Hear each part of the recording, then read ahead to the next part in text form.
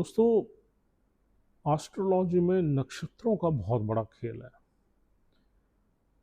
राशियां नॉर्मली एक राशि में 3 नक्षत्र मिलते हैं और अगर आप उस राशि का एक नेचर या उसकी करैक्टरिस्टिक्स को जानना चाहते हैं, तो उसमें जो 3 नक्षत्र हैं उनको जानना बहुत ज़रूरी है।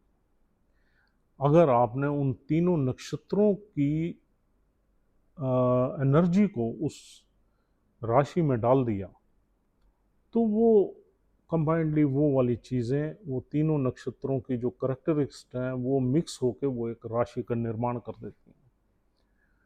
और किसी भी राशि को अंडरस्टैंड करने के लिए नक्षत्रों की स्टडी बहुत ज़रूरी है। अब हम एग्जाम्पल के तौर पे मेष राशि को ले लेते हैं। अब मेष राशि में पहला नक्षत्र अश्विनी नक्षत्र है। अश्विनी नक्षत्र केतु का है। अश्विनी नक्षत्र अश्विनी कुमारा का है, जो कि सूर्य के पुत्र थे। और अश्विनी कुमारा को कहीं ना कहीं हम हमारे देवों के फिजिशियंस भी देखते हैं और बड़े ही तेज थे। अश्विनी कुमारा एक बहुत ही तेज, यानी कि घोड़ों से इनका संबंध है। और ये एनर्जी बहुत ही फास्ट एनर्जी है, बहुत ही मिलिटेंट एनर्जी है अश्विनी। इसलिए सूर्य अश्विनी नक्षत्र में उच्च के हो जाते हैं। और दूसरा मंगल अग्नि कारक है, सूर्य भी अग्नि कारक है। मंगल भी यहाँ पर बहुत, यानी कि मंगल की मूल त्रिकोण राशि है मंगल और सूर्य। सूर्य किंग है, मंगल सेनापति है। तो एक विल पावर, एनर्जी, करेज, हिम्मत, राज, रॉयलनेस, रीगलनेस, ये वाली सारी चीज़ें अश्विनी नक्षत्र में समावेश है। और दूसरा नक्षत्र है भरनी। भरनी नक्षत्र शुक्रदेव का है। अब शुक्रदेव वैभव, यानी कि लस्ट, वैभव, लग्जरी, सेक्स, सेंसुअलिटी, पैसा, शोहरत, इज्जत, इन चीज़ों को बिलोंग करते हैं। अब वो भी गुण इसी राशि में है, मेष राशि में। और तीसरा नक्षत्र है कृतिका। कृतिका नक्षत्र जो है वो सूर्य का अपना नक्षत्र है। और कृतिका नक्षत्र का जो सिंबल है वो एक वेपन है, शार्प वेपन, यानी कि ये दर्शाता है जस्टिस, पनिशमेंट्स,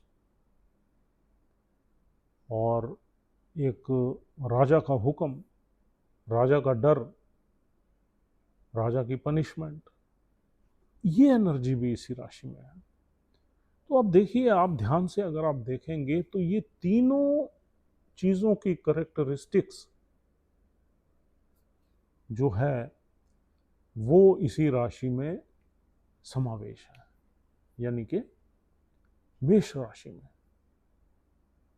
तो इंसान मेष राशि में बैठा हुआ मंगल या सूर्य या गुरु, जो कि, या चंद्र, अब ये प्लैनेट्स जो है इनको बल मिलता है। इनको बल किसका मिलता है? मंगल का, सूर्य का और राशि का।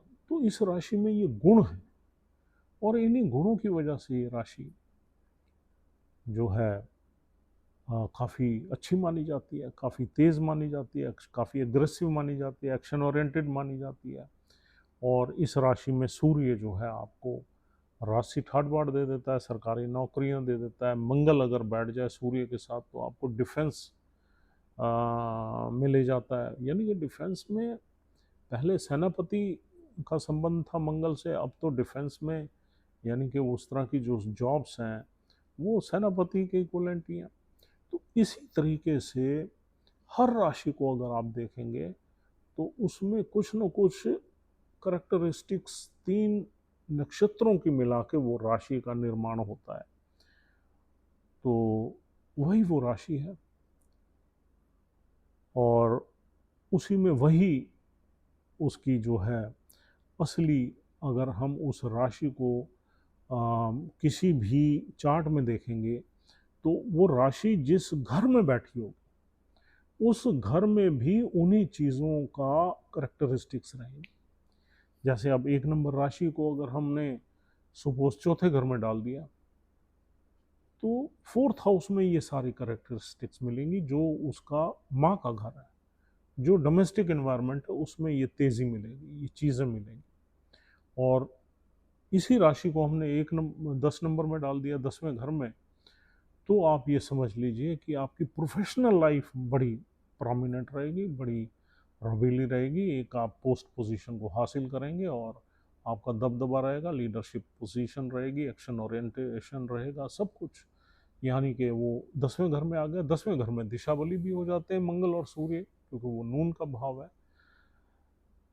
तो दोस्तों, कभी भी आपने किसी राशि के गुणों को देखना हो या अवगुणों को देखना हो, तो उसमें बैठे हुए नक्षत्रों को देख के उसका विवरण करिए। आपको बड़े सटीक चीज़ें मिलेंगी और वो राशि आपके चार्ट में जहाँ भी बैठी हुई है, वहाँ पर वही प्रभाव होगा। आप ध्यान से देखेंगे, वही प्रभाव होगा। वही राशि पिता के अगर घर में बैठ जाए 9th हाउस में, तो पिता की वो नेचर होगी। और अगर चौथे घर में बैठ जाए तो माँ की होगी। 10वें घर में बैठ जाए तो आपका जो प्रोफेशन है, कैरियर है, उसमें आप वैसे होंगे।